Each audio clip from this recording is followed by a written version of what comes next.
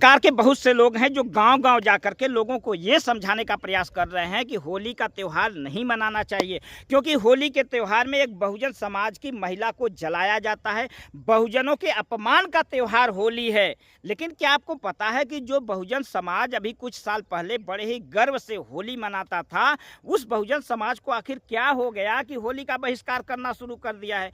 दोस्तों, जाकिर नाइक के द्वारा एक किताब लिखी गई है। उस किताब में होली से लेकर के तमाम हिंदू धर्म के जितने त्यौहार हैं, देवी देवता हैं, उनके विषय में ऐसी अनर्गल और झूठ बातें लिखी है जिसे पढ़ पढ़ के सारे बहुजन आज हिंदू धर्म के खिलाफ हो रहे हैं, हिंदू धर्म का, हिंदू त्योहारों का बहिष्कार कर रहे हैं। जाकिर नाइक के द्वारा लिखी गई उस किताब में यह बताया गया है होली के संबंध में कि जो हिरण्यकश्यप राजा था वो बहुजन समाज का राजा था, बलशाली राजा था। ब्राह्मणों ने उसका राज हड़पने के लिए, उसे मारने के लिए एक षड्यंत्र किया। उसकी बहन होलिका को एक झोपड़ी में ब्राह्मण और ठाकुरों के लड़के ने बलात्कार करते हैं, फिर उस होलिका को जिंदा आग में जला देते हैं।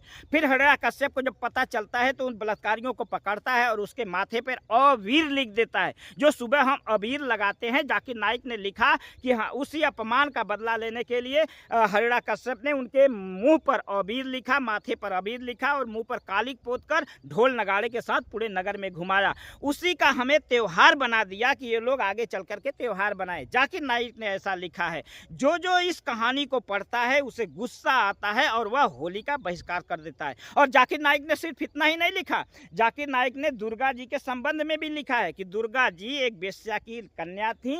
महिषासुर जो बलशाली बहुजन समाज का राजा था, महिषासुर का वध करने के लिए दुर्गा जी को उसके महल में भेजते हैं। दुर्गा 9 रात्रि महिषासुर के बेड पर उसके साथ बिताती है और 9वें रात्रि को उसका वध कर देती है। तो बहुजन समाज के छल से वध करने के लिए दुर्गा को, वेश्या की लड़की को भेजा गया था। फिर इनाम स्वरूप दुर्गा को इन्होंने देवी का रूप बना दिया। ऐसा जाकिर नाइक लिखा है। हर हिंदू देवी देवताओं के बारे में, हिंदू त्योहारों के बातें में ऐसी अनर्गल और झूठ बातें उसने लिखी है।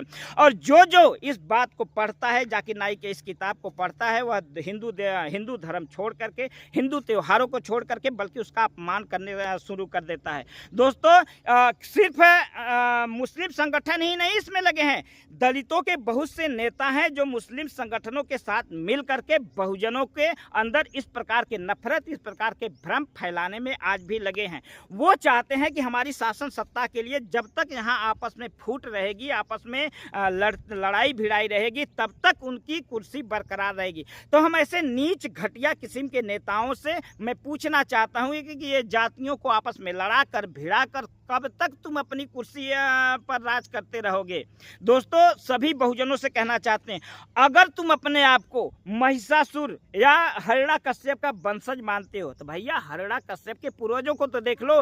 हिरण्यकश्यप के पिता का नाम महर्षि कश्यप था। महर्षि कश्यप जो एक ब्राह्मण थे, तो भैया ब्राह्मण का जो लड़का है तो वो तो ब्राह्मण होगा, वो दलित कैसे हो गया।